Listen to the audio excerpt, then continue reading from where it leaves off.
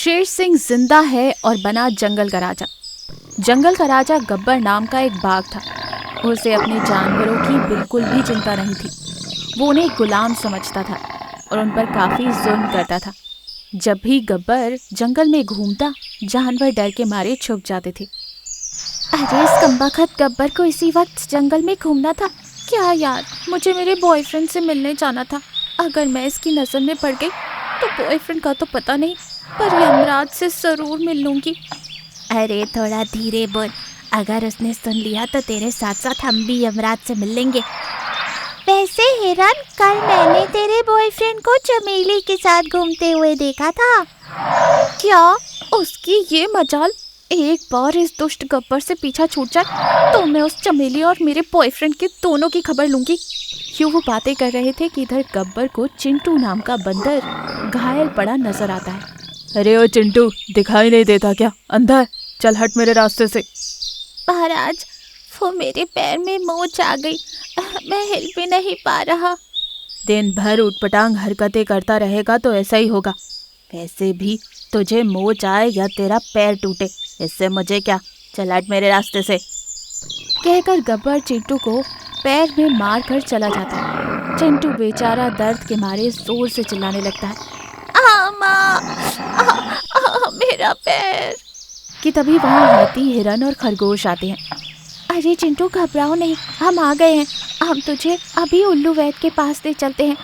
अरे अगर आज हमारे शेर सिंह या उनका बेटा सिम्बा जिंदा होते तो आज हमें इस दुष्ट के जुल्म नहीं सहने पड़ते। हाँ, पर किस्मत का लिखा कौन बदल सकता है। चलो हम चिंटू को उल्लू वैद के पास ले चलते हैं। यूं हाथी चिंटू को अपनी पीठ पर बिठा लेते हैं और सब वहां से चले जाते हैं।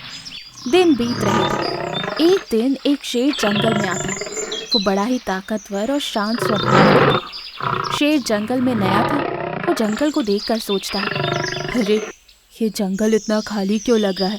यहाँ कोई जानवर नजर क्यों नहीं आ रहा?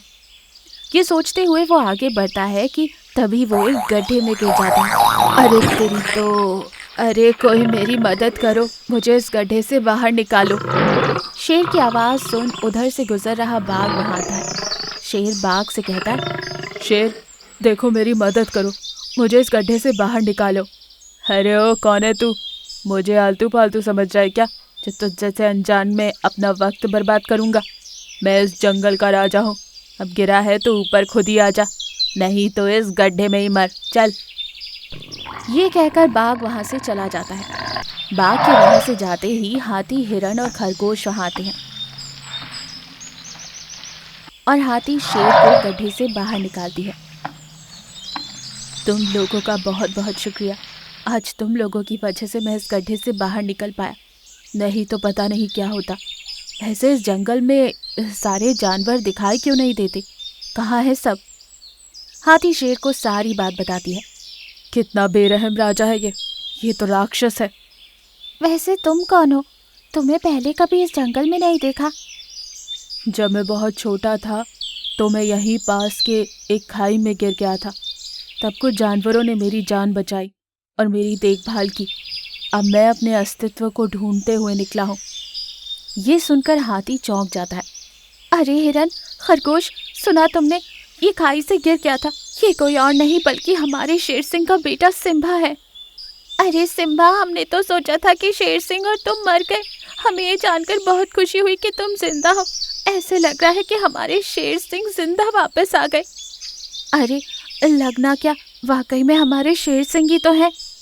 ये सुनकर सब खुश हो जाते हैं। अगले दिन बाघ जंगल में घूम रहा था। तभी रास्ते में कुछ जानवरों के बच्चे खेल रहे थे कि एक हिरन का बच्चा भागते हुए आकर बाघ से टकरा गया। वो बाघ को देखकर डर गया। महाराज, क्षमा कीजिए, मैंने आपको देखा नहीं, कृपया करके मुझे क्षमा कीजिए।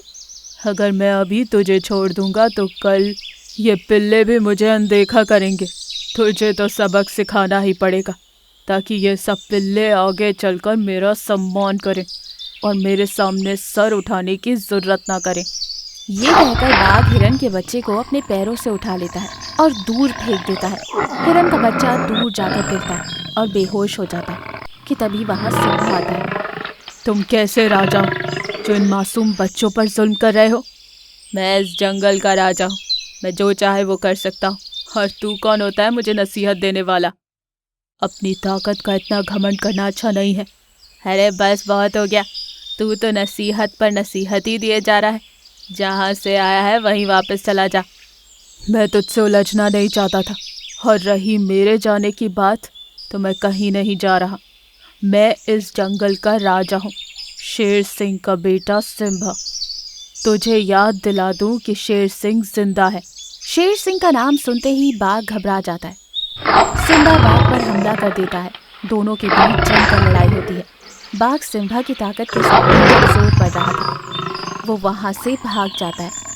ये देख जंगल के सारे जानवर खुश हो जाते हैं और सिम्बा को जंगल का राजा बनाते हैं।